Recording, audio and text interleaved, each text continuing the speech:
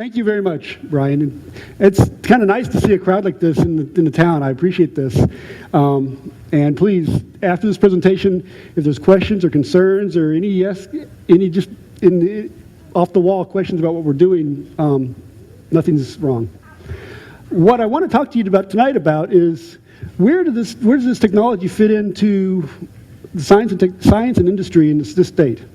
Alaska is very unique in that regard, that there's a lot of applications for unmanned aircraft, and the majority, actually, of the nation recognizes some of the benefits of the technology in Alaska, where you have remote areas, very large expanses of area, and not a lot of natural resources to deal with. Just some operations that have happened up here in the last few years that some may know of and some may not. In 2003 and 2004, the Coast Guard came up and they were interested in using unmanned aircraft for maritime domain awareness. They wanted to understand fishing activities in the Bering Sea and out towards the maritime boundary line between the U.S. and Russia.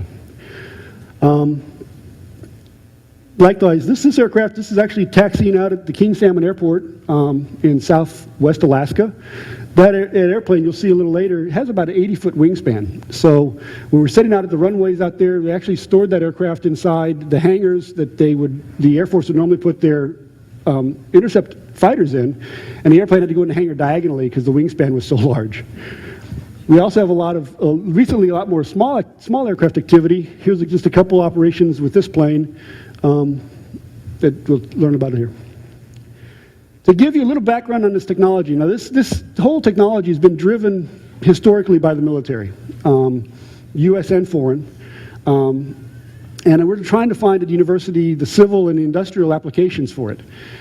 So we're really not into developing the technology, if you will, but we're trying to figure out how to best use it for this new opportunities. In the early days, there's even some arguments that there were some unmanned airplanes in World War I. But clearly, I think no one will disagree that the V-1 rocket that the Germans built was essentially an unmanned airplane. It was a missile that flew itself as an aero-breathing missile here in this corner. And in the history, as it goes down, there's been lots of developments during the Vietnam era, but as the electronics industry started really maturing, in the transistors, they moved in 1991. This aircraft is a Pioneer. It's about a 15-foot wingspan. They launched these off of battleships out of the Persian Gulf. And unfortunately for the Iraqi soldiers, they learned that if this plane came overhead, you better get out of its way because it was basically doing artillery spotting for the guns on the ship. And so actually this was some of the first historically recorded soldiers surrendering to a robot. They would come out of their bunkers and they would surrender to the plane to avoid getting hit.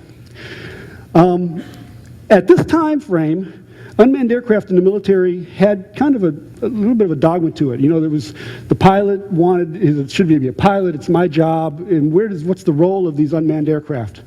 And there was kind of a good squabble going on through that era. As the Department of Defense was looking at the doctrine as to how do you operate these planes? What should they be doing? What should humans be doing? What should robots be doing in battle? And people started looking at these things and seeing some civil applications for it. Everything from cell phone towers that are relocatable, for example, during like a natural disaster. We were called in to do some studies after Hurricane Andrew came through southern Florida. And wiped out all the cell phone towers, and all the emergency response vehicles relied on cell coverage to communicate. So all of a sudden they had issues. They were flying manned aircraft with cell phone repeaters, and they were debating could they put unmanned aircraft up for that. The war in Bosnia was probably about the first time that the technology, I would say, started to be seen in the national spectrum, at national news. You started seeing the Predator unmanned aircraft flying missions in Bosnia. And then that's about the time the FAA began to recognize that, there's a set of technology out here we better get an understanding of and understand what it is and how it could potentially pose a threat to the aviation safety of the rest of the world. Now today, the technology has just completely exploded in the last 10 years. There's been over 2 orders of magnitude growth in the industry, in the development of new technology, in the fielding of the technology. It's gone from the point back, I said in the Desert Storm, So DoD wondering what the role of this equipment is, to a point now where it's revolutionized their doctrines to the point that essentially almost every convoy that would be deployed today will have an aircraft, an unmanned aircraft overhead to give some guidance to the convoy commander to understand what's going on around them. There's just routinely taking the majority of the information collected from the air now in combat zones is actually done unmanned at all different sizes. In fact, to give you a feel for the sizes, this aircraft is a Global Hawk. It's about the wingspan of about a 737. This aircraft, if you look close, there's a missile hanging underneath this one. So it actually is not just a reconnaissance aircraft, it's actually a multi-mission. It could fire upon ground targets. This is soldiers launching a hand launch. So he's basically, think of a little electric powered glider that he can launch. Essentially a glider wing with electric power, good for about 5 to 10 miles, but situational awareness around their operation. This is designed as a trash can. Think of this as about the size of a trash can in an office. And its mission is actually to launch and to go out and set on rooftops and be a long-term sentry on a rooftop, be able to fly it, put it in that hostile roof, and sit there on the ground and operate for half an hour to half a day and go off somewhere else. This aircraft is operated, the Stryker Brigade at Fort Wainwright have some of these shadow aircraft. There was a boy asked me at the start of the presentation, or we were talking about the aircraft, if anybody talked about putting solar panels on the airplanes. This NASA unmanned aircraft actually is solar powered. So here's the King Salmon at the King Salmon Airport in 2003. This Predator aircraft was taxiing, taking off, and doing the operations out of there. Again, is a Navy airplane, but it was in support of a Coast Guard mission.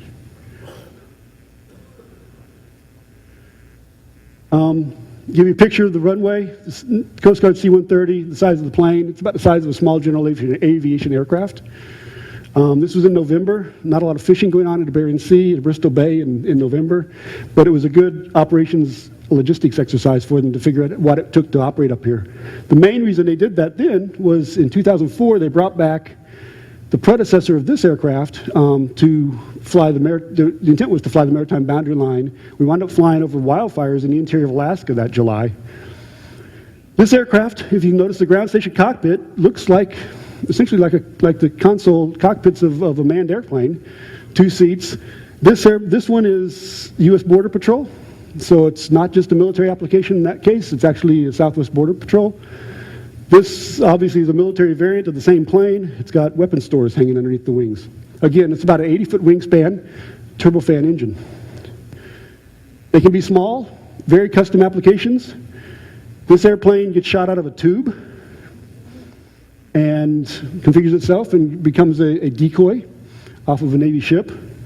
The Navy's experimented with several different configurations in small size, looking at different unique missions, different aerodynamics for different missions. There's one here at the end I'll show that they don't have to be fixed wing even. This is sort of a helicopter. It's a 10-foot diameter rotor with a 12-inch diameter fuselage.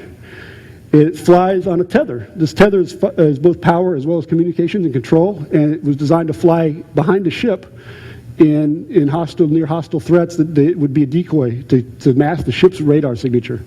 And it could fly for 100 hours at a time. They can be large. There are some intentions right now from NASA, who has actually acquired a few of these, I think 2, Global Hawks, to bring them to Alaska to do some experiments in the Arctic Ocean, over the Arctic Ocean. This is, a very large aircraft, 9,000 pounds, will take off weight 32,000 pounds with fuel. Its operational ceiling is 65,000 feet, so it's significantly above your commercial jet aircraft. 42 hours of endurance. The military pilots that fly this airplane, set in California, the missions they're flying are over Afghanistan or over Iraq. To get a perspective of kind of the way they communicate. This big bump on the nose is actually a satellite tracking antenna underneath that nose to be able to keep the thing in communications all the time. Again, the wingspan is larger than the 737, so these things vary in size from just a few inches in wingspan to very large. And this is not just the first place it looks at industrial applications. This aircraft is about, volume, about a 5-foot rotor diameter. You've seen these shots in movies. You can't get these kind of shots on a crane or on a tower.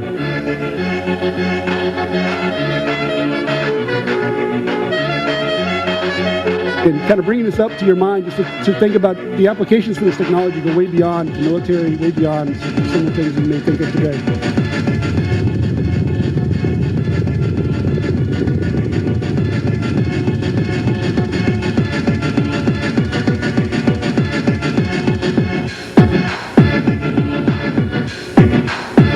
Inside, outside, sort of combination of the two.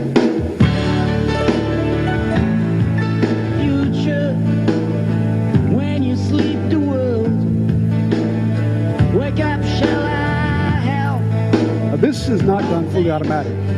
Has an autopilot on board to help this pilot, whereas the planes will fly are fully automated in the sense that I'm not controlling the airplane. Harris?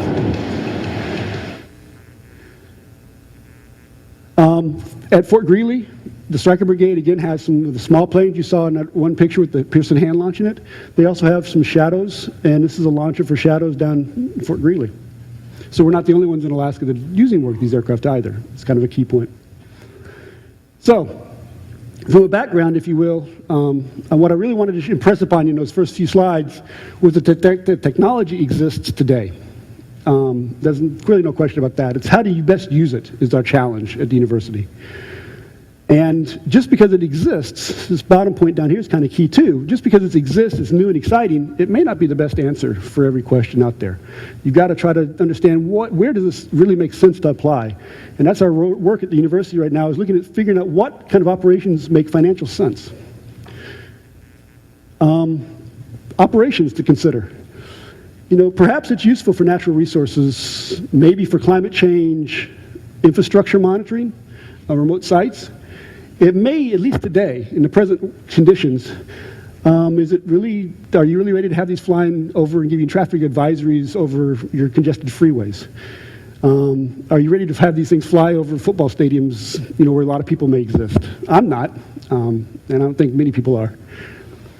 And the last one that's kind of key is, if there already is a technology that works for that problem, this may not be the best thing to apply to it, as you have to consider this factor.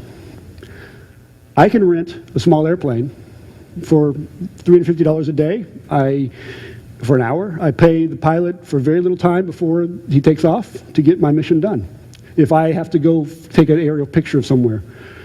In the unmanned aircraft, at least today, I have a lot of preparations. Before I can go do a mission, I have to plan exactly the mapping. I have to understand my environment I'm working in. There's several people that are involved. We have people operating on launching the aircraft, people flying the aircraft. If it's a larger aircraft, I've got issues with satellite communications.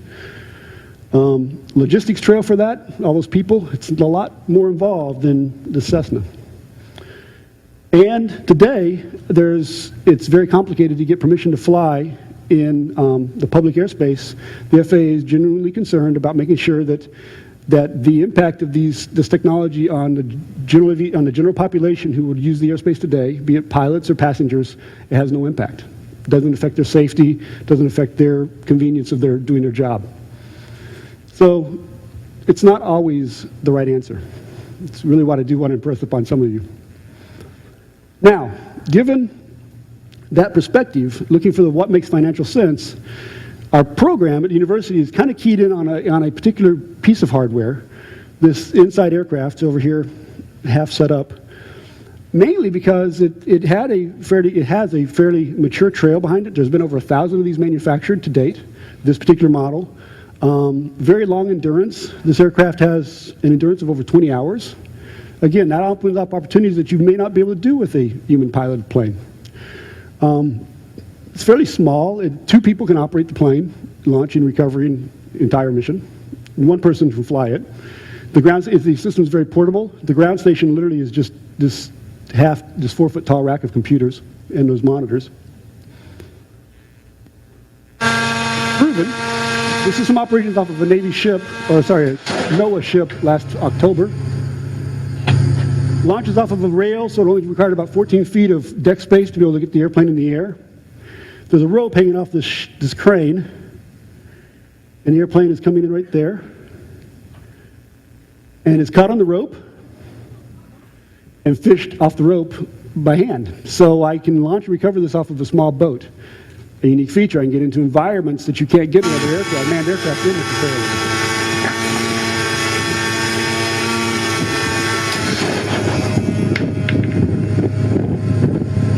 We were preparing for these operations. We were preparing for an experiment in the Bering Sea to, I'll describe a little later, to look at ice seals with NOAA.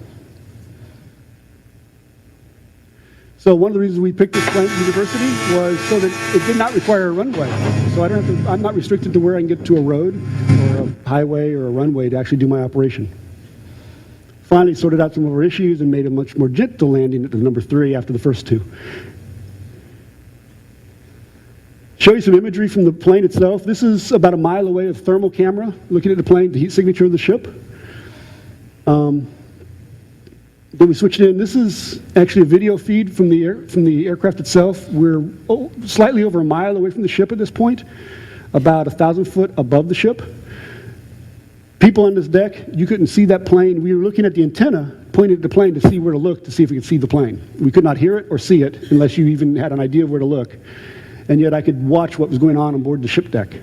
That was something particularly the Coast Guard was interested in for illegal fishing activities. Just because a boat's in water doesn't mean they're fishing illegally in that water. They need to understand what's really going on. And here at the end of this little video clip, there's a little segment here where we had the camera, the nose camera in the aircraft pointed forward on recovery, so you can get a feel for what it would be, what's like to hit that rope on landing. Now notice, this ship has no flight deck. This ship can't launch helicopters. So historically, this size research ship would never in the past has had the ability to have aircraft operations in conjunction with their shipborne operations. And this plane offers maybe an opportunity for that. And again, looking for those niches where this unmanned technology really makes sense.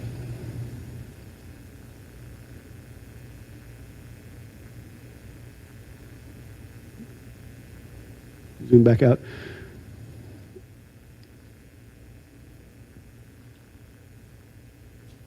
Now, as a pilot, I'm not really flying the airplane at this time. My computers are flying this plane. I'm watching what's happening. If I don't like it, I can stop it. But I'm not at the controls, if you will. So some experiments that we've been looking at, and I'll describe some of these in a little more detail. Alaska Fire Service. We're trying to experiment with the Fire Service to understand the role the small technology, unmanned aircraft could play in helping them deal with wildfire management in Alaska. Everything from, imagery of where's the fire at now, what's going on, to maybe just a communications relay. Just imagine putting your radio antenna at 2,000 feet and just stick it there, and I want it there for a day. Not have to worry about trying to find a mountaintop to repeat off of or anything like that. You can put it around wherever you wanted. So there might be some uses there. NOAA has a task right now to look at use of unmanned aircraft. How would it supplement their satellite to do remote sensing of the Earth? Coast Guard with the icebreakers that go north in Alaska. Vegetation maps, climate studies, or invasive plant studies, mapping the surface of the Earth. Wildlife, fish habitat. I think what you're seeing, the things that we're kind of focusing on in the program, is our common themes are adverse weather. A lot of these operations are over the Arctic Ocean, over the Bering Sea. Oceanic, get away from, again, where does it make sense? If I can fly a small Cessna airplane over there, it may not make sense to fly this. But I can't fly a small Cessna 200 miles off the coast of Alaska. It's just not, it's not feasible, let alone safe. Ships to get me there. And new payloads. A lot of this required payloads that the military today have not been developing because their interests in their military missions and what we're looking for from the civil science world is different, totally different objectives. Here's a little segment of one trying to map the vegetation. This is one of our first flights we did in Alaska with this plane, trying to map the vegetation growth over a bombing range, an impact area they want to do controlled burns on outside of Eielson Air Force Base. So we're basically we're able to use their airspace to fly in, to do some experiments with the plane, but at the same time to help them out by helping put together a map of the vegetation, so when they do their plan their control burn, they have a better understanding of how the burn might propagate through the area. One more recovery and I'll switch on. This, by the way, is a man lift. So it's a 35-foot Genie man lift that you could rent from down on Van Horn to launch onto.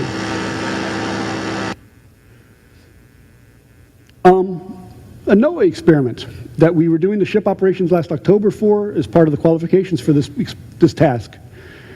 You know, the whole scuttle, the polar bears now listed on as endangered or threatened to be endangered, and there's some serious questions about the ice seals, the seals that live on the ice edge, and as the habitat gets challenged by climate change, are they endangered as well? And that seriously impacts not just the research of the animal, but also natural oil exploration in the Chukchi Sea and in the Beaufort Sea. NOAA has, as a government body, has a responsibility to monitor these mammals, to understand their habitat, their population densities, any threats to their population, just to understand them. This green area is essentially the area of these seals' habitat during the year. They kind of hang out on the edge of the ice, like this, pulled out and resting. This ring seal, one of the species they're looking at. To get out here and to map this, how many seals are there? You know, how do you tell that? Today what they do is they tag several seals and they study how much time the seal's above water versus below water, and then they fly helicopters over the top of the area and take pictures, and based on how many seals they see in the picture, they then, if the seal's half the time underwater, then they see 10 seals, there's really 20 in that picture. You know, it's kind of where they're at. Getting out here and mapping this very large area is, with a helicopter off an icebreaker, is very expensive. The icebreaker ship is a very large ship. The helicopter operations over the water are very expensive, very risky. So the challenge to us is, could we launch off of that small ship that, by the way, goes out and catches seals and tags them while they're out doing their job, normally catching and tagging seals, so we're not buying the ship? Could we go along and fly and take the same pictures they took off that helicopter and provide them a better coverage of the area? Plus, our flight durations are significantly longer than any helicopter or any human bladder on a helicopter anyway. They'd want to be out to do the mission. So that is one that may make sense. We're supposed to go out next spring on that ship. In climate change, this is just a little map of the ice, the polar ice cap, how it's been varying over the last few years.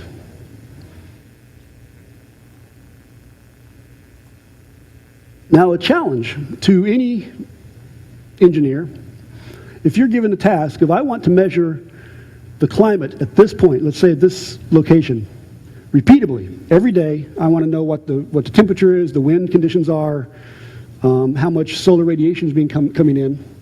How do you do it? If you set something on the ice, that thing you set on the ice is going to move 800 miles a year, maybe. If you go out there every day, okay, now you're getting out to this point, several hundred miles, pretty dangerous spot to get to, and dropping your instrument off just to make a few measurements. Maybe this is another mission for this aircraft, and this is actually one of the reasons they're looking to bring that very large aircraft up to NASA.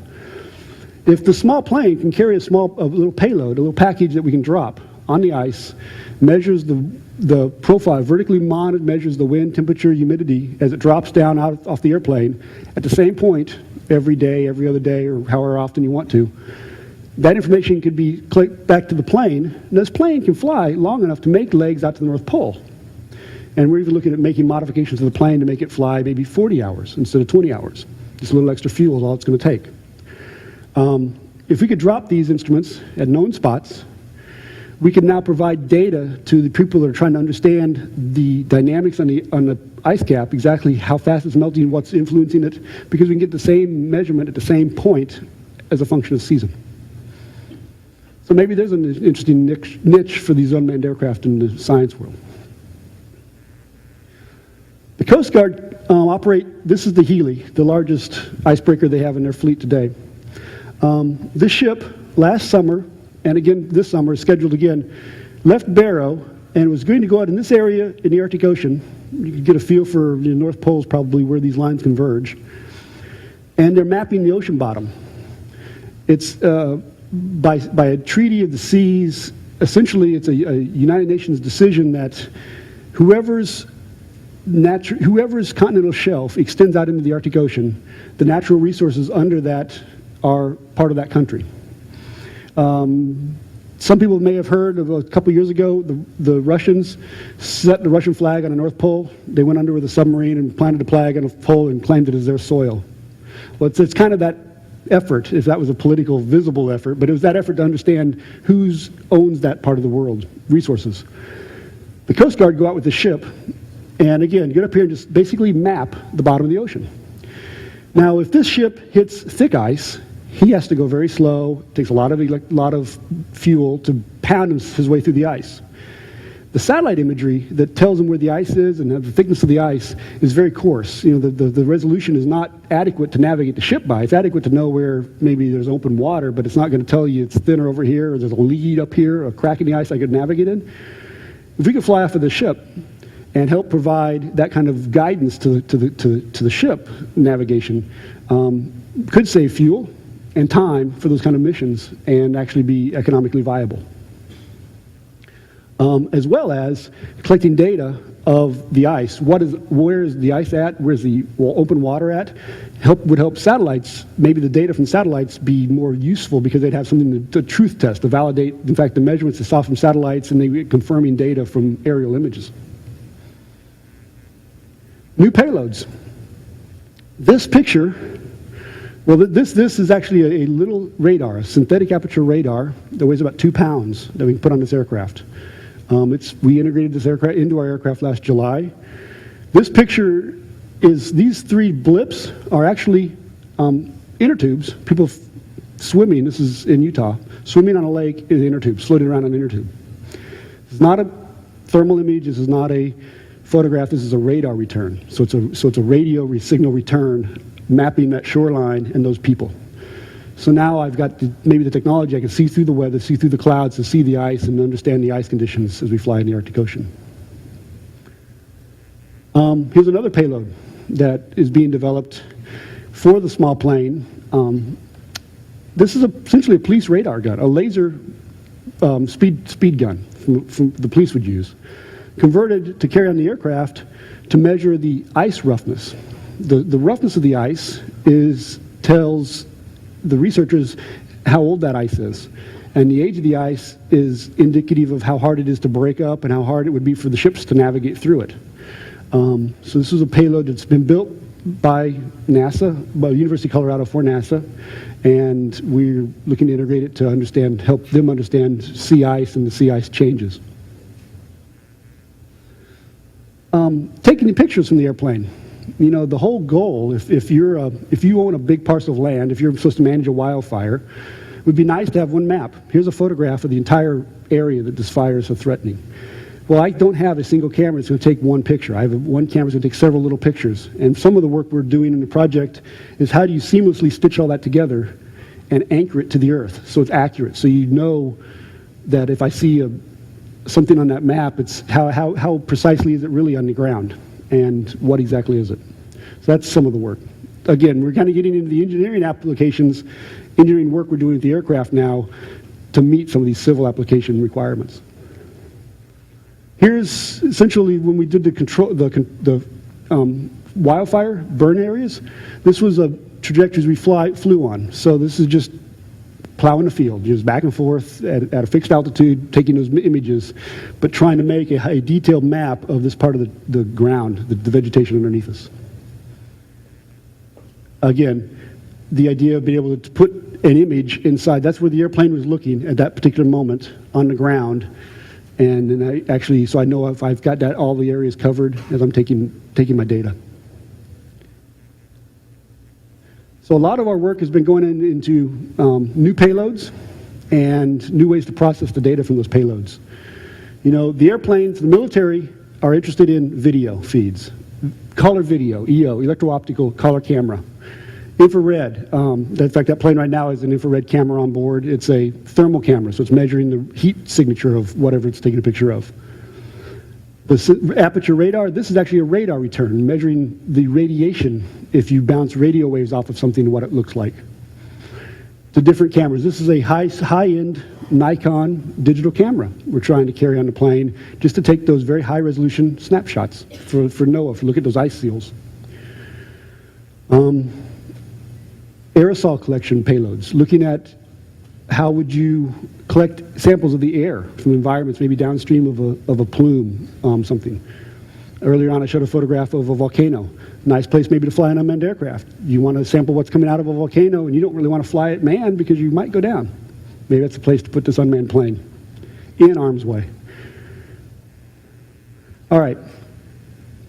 I'm talking about what I would consider the exciting part of it, what is the plane, what kind of payloads are we doing, but this is the key part of our program. How do these planes, how can you safely integrate them with other aviation assets so that you're not a hazard to the person either on business or on pleasure flying? One effort we're doing, in fact, even doing some tests for today, is with ground-based radar. This is a Army radar that we are running out of Poker Flat today, in fact, trying to understand use it to map air traffic around us. So if we can see, the radar can see another airplane, we can know where the plane's at and we can avoid it because we can't see it visually. The FAA is actually sponsoring this effort. They want us to help us understand how does radar fit, how do you verify how the radar performs, to know that it can see everything. Okay, can it see a big plane, but can it see a small plane? How far does it see? Those are concerns they would have with understanding how you'd apply this to safely reduce the chance of hitting another plane. Even working in the math department at the university, found some applications for pure mathematics on this project. Understanding the chance of, you know, if I'm just flying out there in the Bering Sea, for example, at 1,000 feet off the ice in the Bering Sea, what's the chance I'll hit another airplane?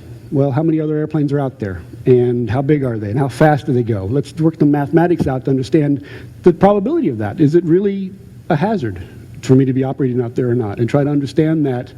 And then if it is a hazard, what can I do to make it safer? So back to some pure math at the university, even looking at that.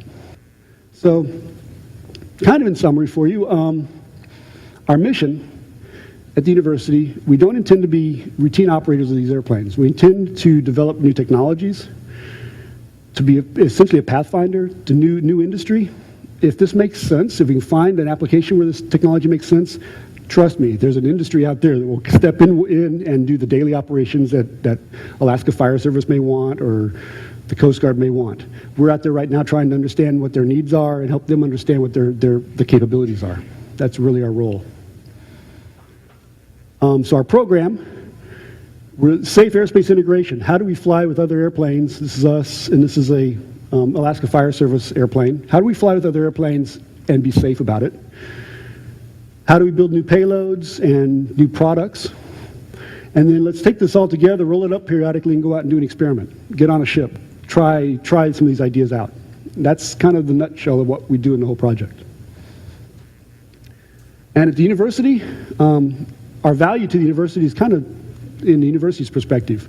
I would argue that the community is getting a chance to, the community being the people that may have interest in unmanned aircraft, be it industry or scientific users, may have a chance to experiment with our help. The research that comes out of it is making the university more competitive. We are able to find new opportunities to do remote sensing, new opportunities for engineering problems, solving engineering problems. And education, we've managed, because this project, this is a growing field. Again, this industry in the last 10 years grew over 1,000% growth. Yeah, 2 orders of magnitude growth. There's a lot of students, especially engineering students and remote sensing students, that are interested in this technology, and we've actually have one now and have other interests coming up to the university because we have systems, because we're actually doing the operations, they get some firsthand knowledge. Any questions?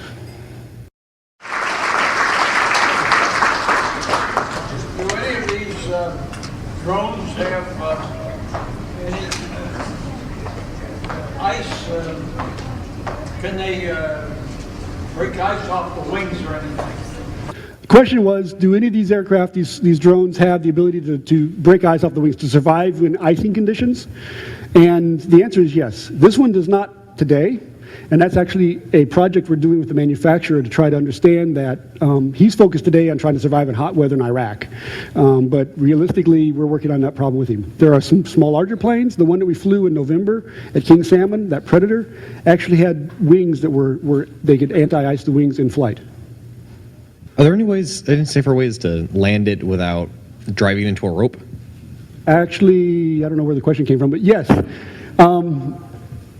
The company that built this plane had built an initial plane they built, launched off of a car top. They loaded on a luggage rack of a car and drove the car up to speed, and the airplane flew off the car, landed on its belly on some skids on the ground. As they were designing this plane, they wanted to be able to launch and recover on a ship, so the rope was pretty clever. When they got to looking at putting skids on it to do dirt landing, the runway landing, they decided that was only going to be used if they had an emergency and they couldn't land the other way. And it's much harder on the airplane. And it can land that way. I can dig up a video and show you it can land that way. It's not what you want to do because it usually damages the belly of the plane. That rope recovery, even though it looks hard on the airplane, the launch is much harder. Imagine going 0 to 55 miles an hour in 14 feet. That's what the launch is like. The recovery is gentle compared to that. I'd say one of the most gentlest ways to get the plane out of the air is it just holds on to it. Okay, so everybody knows that what goes up must come down. So what's the most expensive crash that you've ever had in your career? Our most expensive crash, and this one has crashed, I'll confess that, cost $150. I was really lucky. We damaged a dome on the camera. And I also took it as an opportunity to repaint the airplane. It needed a new paint job. So maybe it cost a little more because I repainted it. The most expensive crashes that I anticipate having? Or that you've ever had in your career? Oh, okay. In my career, I crashed, I built a helicopter that was shot down by a missile, and that was intentional, so I wouldn't call that a crash. We built an unmanned helicopter that had a human on board. He was flying the plane. He crashed it for me. That was by far my most expensive crash, but I wasn't flying it. My most expensive crash was a total loss of that electric-powered helicopter you saw. I did the controls for it. And the controls did not fail, but it let it go out on a winch and pulled it back down. The winch locked on launch. And so the airplane tried to pull the barge we were launching off of and couldn't, and it went straight into the water, total loss. This one I expect, or some of the predecessors when we were doing experiments over the ocean, probably lose one, and that's actually the most damaging for the airplane. You hit the salt water. It's a relic to hang in the roof of somebody's conference room at that point. Are you manufacturing these airplanes here in Fairbanks? Today we are not. The question was, are we manufacturing them? Today we're not. One of the goals of the project, back to safety, was working with an airplane that had known performance, known reliability. This plane has over 200,000 hours on its design, over 1,500 shipboard launches and recoveries. In my lifetime, this university will never have that much airtime on our fleet.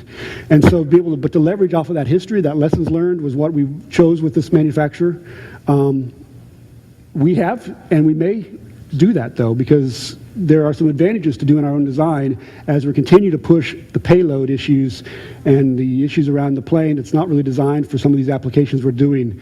It's actually kind of a prophetic statement because we are considering that, but we have not yet. Do I understand that you're going to be using a large one of these to do the ocean bottom of the Arctic Ocean this coming year, or that's just an idea? Okay, no. The ocean bottom mapping is done from the ship. That big icebreaker that gets out and maps it. We're looking to fly this plane over the top of that ship or out in front of that ship to help the ship guidance to tell the ship where it's easier for him to travel. And where is it going to be taking off from and landing? It will launch and recover on the ship deck. So again, it'll be off the icebreaker. Interesting issue with the Coast Guard. When the ships go that far north, the Coast Guard don't want to fly their helicopters off the ship because it's too dangerous.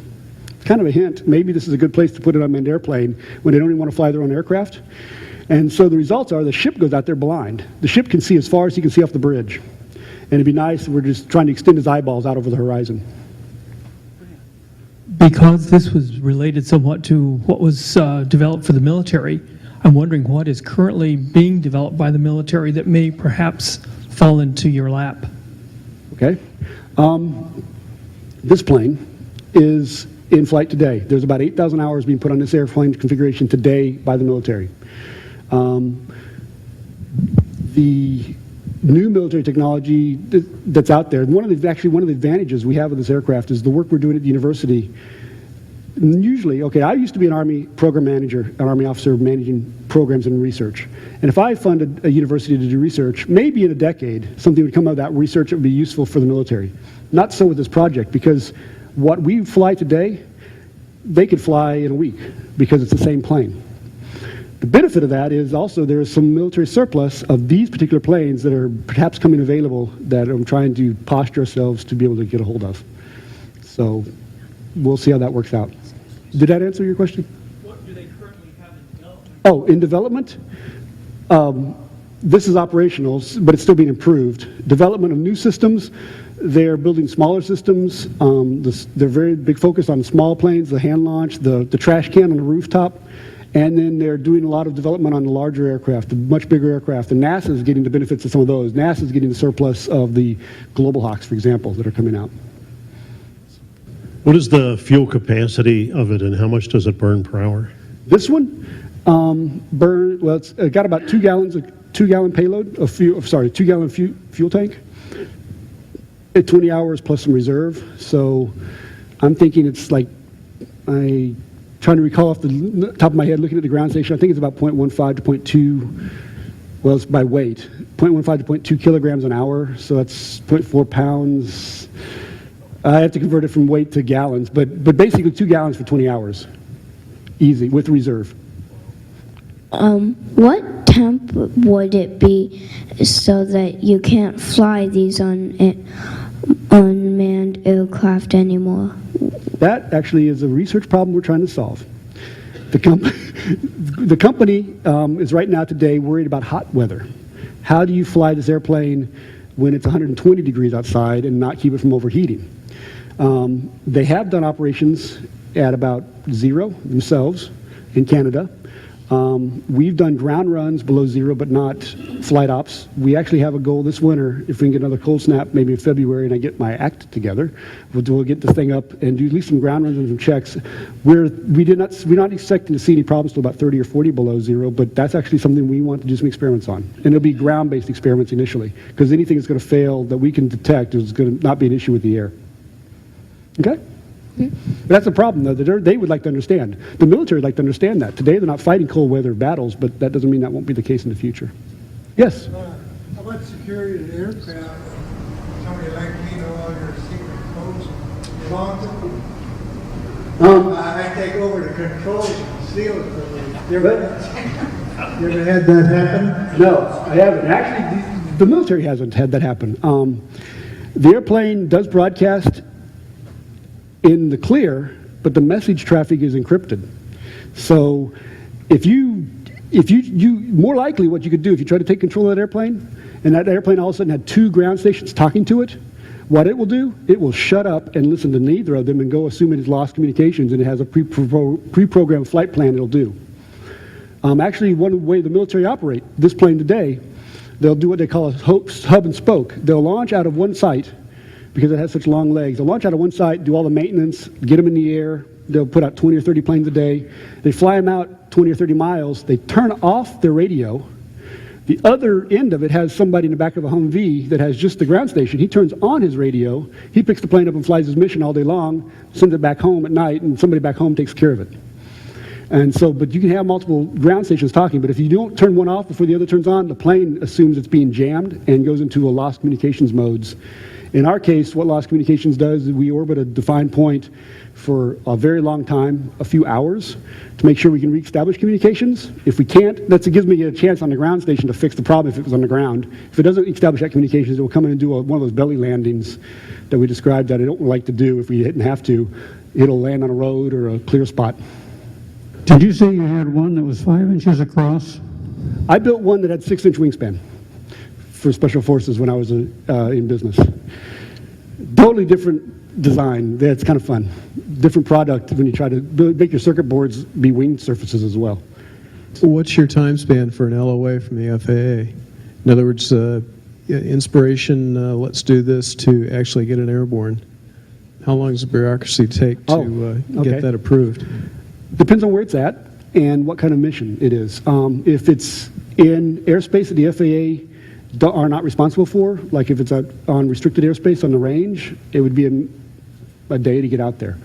The FAA, if I'm going somewhere for routine operations, if I want to go operate in Beaver, Alaska, and do moose surveys, for example, it could take me at least 2 months and realistically probably 3 to 4 months to get permission from the FAA. At the same time that happens, they've agreed, and we almost exercised it last year, they have exercised it at NASA for what they call an emergency situation, where they would guarantee that if someone in authority, say the fire service calls us, or there's a natural disaster, a volcano erupts and they want to fly into it, they've agreed to give us permission within 24 hours, and they've demonstrated that on some wildfires in California last year in 90 minutes. So the 60-day process can be curtailed very quickly, assuming everything is kind of pre-planned. And right now, we are in that status with the FAA. We have a pre-planned permission with them waiting for an emergency response call. And in that case, we're talking about a day or two. Greg, I'm impressed with the presentation. You've shown us where you've covered the ice, mapping the underside of the water, the ocean, and so forth. Are you doing anything with volcanoes? Are you flying through them and so forth? No, we're not. There's a couple people here from the Volcano Observatory in Fairbanks, the Alaska Volcano Observatory, and we had discussions about doing that type of work. There's discussions about doing routine operations to see how volcanoes before they blow. There's been discussions about flying in ash plumes. There's been no serious where, when, get ready for it, next time it happens, I want you to go discussions yet. Not that we couldn't, we just haven't got that far. About how much does this plane weigh? This plane, if it was full of fuel and had the camera on, would be up to about 40 pounds. Have you ever had one of the rope recovery miss? Yes, but not any damage. What happens if there's too much turbulence in the wind, if the airplane can't line itself up to hit the rope on the wing and come down the wing and snag on the hook, if it misses the rope, it'll wave off and go around and set itself back up again, and then we try again. In fact, we even practiced that when we were on the ship. There was concerns on board the ship that they didn't want me to land if they couldn't see it. They wanted to make sure they knew where it was coming and it wasn't going to fly into the ship.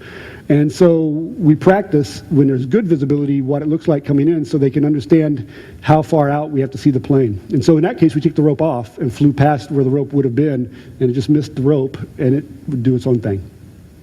How far can they fly before they run out of fuel? Okay, this plane does not have a satellite communication system in it. So if I wanted to not talk to it when I flew it, I could fly 20 hours at 60 miles an hour. So it's that 2,000 miles, maybe further. And there are versions of this plane that actually do have communications on board. Give you an example of one thing they've done with that. They were able to launch and recover this aircraft in Oregon from a ship in the Persian Gulf. So halfway around the world, they were able to fly the plane. Now, they didn't fly it halfway around the world, but they were able to control it that far. So it's just a matter of how much fuel you carry and how far you want to go. Can you manually take over the flight controls? You can. I could not. I do fly radio-controlled planes a little bit. If anybody's familiar with aerodynamics, this plane it looks fairly unstable. No tail, just a flying wing. It would require some very skilled piloting to keep it control if I took it radio control. I technically could, never have, never intend to. It'll crash. I'd rather let the autopilot do it. Wouldn't at high speeds, wouldn't that thing, when it hits the string on the wing, couldn't it do damage? It can, but usually that's less damage than it would if it hits the ground. We have damaged the wings in the past on recovery. More likely, what happens on recovery that would do damage is if I get the rope tangled around the winglet, it could tear the winglet off. That's not a common, but a frequent problem. You're talking about flying in volcano plumes. I'm wondering if you'd be able to shut down the engine in bad air and glide for a while and have a restart capability? I don't have airborne restart. I wish I did. Or, yeah, I mean, would that be a thing worth pursuing? I don't know. I almost would just assume I may lose the engine in the ash, but the engine's cheap. Can you control throttle on it? Could you throttle back? Oh, with yes. it? Yes. Oh, yeah, I can do that. Yeah. And the autopilot can do that as well. At the beginning of the movie, they showed a drone going through a tunnel. And my question is, how's communication in there? How does it, is it picking up satellite or something? Or how does it steer through the tunnel? That guy, that was the Academy Award winner for basically flying a movie camera. And he's a very skilled pilot, radio control pilot, who goes along behind it all the time. So he's always in line of sight. You don't see him in the pictures, but he's there. I wasn't so much implying that was the technology we're working after, because that's really more of an art form for that pilot. But I was trying to show what the technology could do. The airplane is capable of doing that sort of work. So that's what I was trying to show with that one. But yeah, he's behind in a truck. Even when he's in a building, I've seen him fly it on video. That's a segment of a long video from him. A guy I used to work with, and he's flown it over in football stadiums, and he'll be on the back of a pickup truck flying, or the plane's doing its own thing. Well, thank you very much, and thank you.